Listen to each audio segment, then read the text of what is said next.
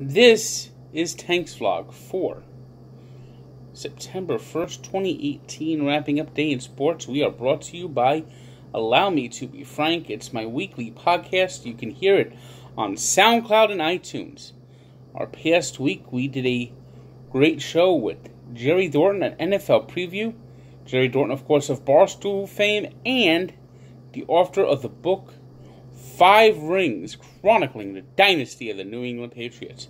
So check out Allow Me to Be Frank, SoundCloud, and iTunes. The big night, midnight was an important day for Major League Baseball. At midnight, all 40-man rosters were frozen. That means any trade made after midnight, a player is not eligible to play in the postseason. So for teams that are making that pennant drive and aspirations of the World Series, Friday was the last chance for them to get that last piece. And the Yankees made 2 big deals, getting Andrew McCutchen from the San Francisco Giants and Andy Hechavarria from the Pittsburgh Pirates. Hechavarria was actually moved for the second time in August. Twice he was traded in the non-waiver trade deadline period, in the waiver trade deadline period, I should say. Twice he was traded, and the Yankees picked him up. Also moving is Curtis Granderson, who goes from Toronto to Milwaukee. The Brewers also picked up Gio Gonzalez before playing the Washington Nationals. So Gonzalez went from one dugout to another. We also had the Cleveland Indians getting Josh Donaldson from the Blue Jays. David Freese went to the Dodgers, so plenty of activity. And just remember, it was 1 year ago when Justin Verlander was acquired in the 11th hour by the Houston Astros from the Detroit Tigers, and he ended up being the key last piece. ALCS MVP, won a game in the World Series, just reliable, rock steady, and was huge in getting the Astros to win the World Series for the first time in their franchise history.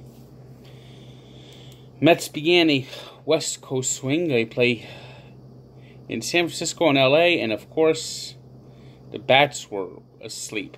You know, the Mets just don't make any damn sense. They just don't make any damn sense. They just do the dumbest things. Okay, the rosters expand Saturday to 40. So the Mets, of course, are calling up Eric Campbell. Why? Why, God? Why is Eric Campbell on the 40-man roster?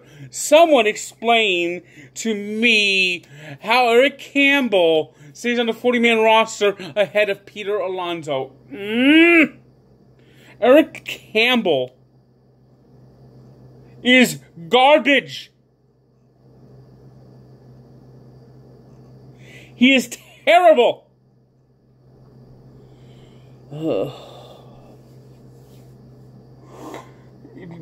Jeez, the Mets just do everything wrong at every opportunity. And then they announced that David Wright has not been medically cleared to play baseball, though he's been playing baseball the last 3 weeks in the minor leagues.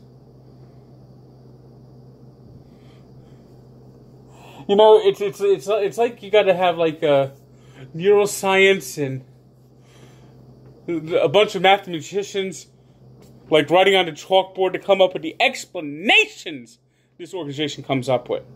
And Peter Alonso is now pissed at the Mets. He gets mistreated. You know, Jacob deGrom's going to probably get mistreated this offseason. They'll probably lowball him in arbitration, too. It's like the Mets just are functionally just don't do any. Are the Mets run by New Jersey Transit, or is it me? I mean, you got to stop alienating players.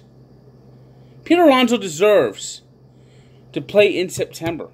That doesn't mean he's going to be guaranteed a roster spot in April, but he deserves a chance to get his first taste of the majors right now.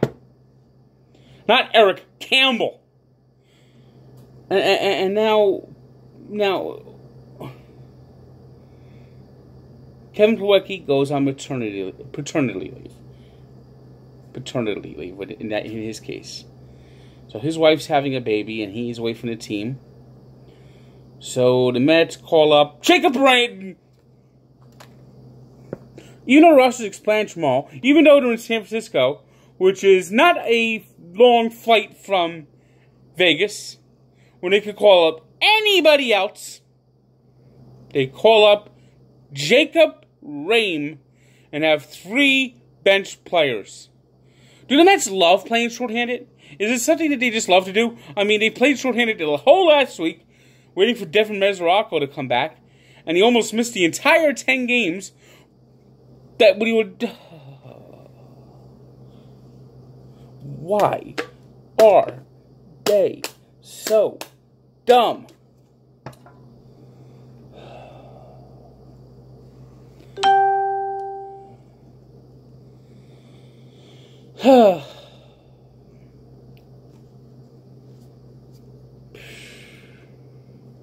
Yankees played another game,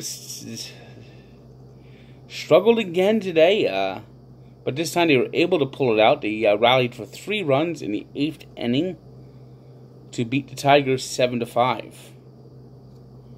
I mean, it's at a certain point, playing down to their opponent and not having just this like killer instinct is going to catch up to them.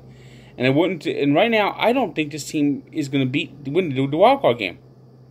They are so vulnerable right now. And of course, they made a couple of big deals.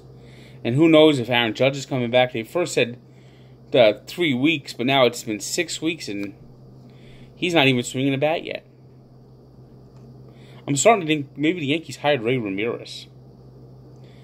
Yankees actually did gain a ground today as the White Sox beat the Red Sox 6-1.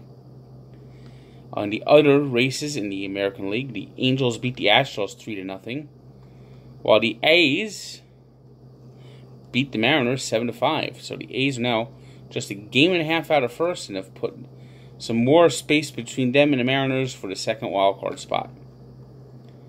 Meanwhile, the Cleveland Indians had Corey Kluber on the mound, shutting out the Tampa Bay Rays 3-0.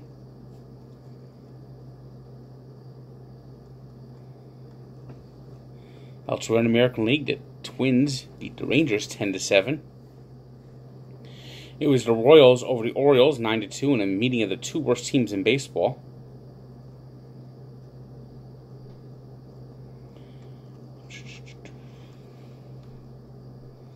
Switching to the National League, after making a trade with the Nationals, the Brewers went out and beat the Nationals 4-1.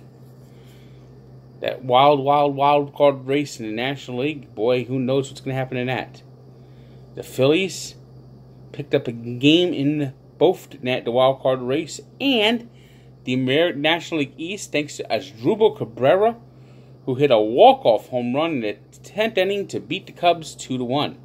Meanwhile, the Braves lost to the Pirates at home 3-2. In interleague action, it was the Blue Jays over the Marlins 6-5. The Cardinals clobbered the Reds 12-5 as Matt Carpenter hit his 35th home run of the season. In the Wild West, the Rockies were shut out by the Padres 7-0, and the Dodgers blanked the Diamondbacks 3-2, and now 1 game out of first. Out west, you have 3 teams separated by a game and a half. Boy, it could not get much tighter.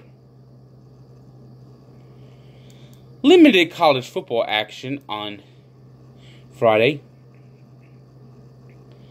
Michigan State, number 11, survived a scare against Utah State, 38-31, while Stanford exploded in the second half to beat San Diego State 31-10. Duke beat Army 34-14. And in the battle of the Mile High State, Colorado rolled all over Colorado State. Today's 3 stars are Corey Kluber of the Indians, who allowed just 2 hits in 7 innings while striking out 8. Andrew Suarez of the Giants, who handcuffed the Mets and outdueled Zach Wheeler, handing Zach Wheeler his first loss in a while,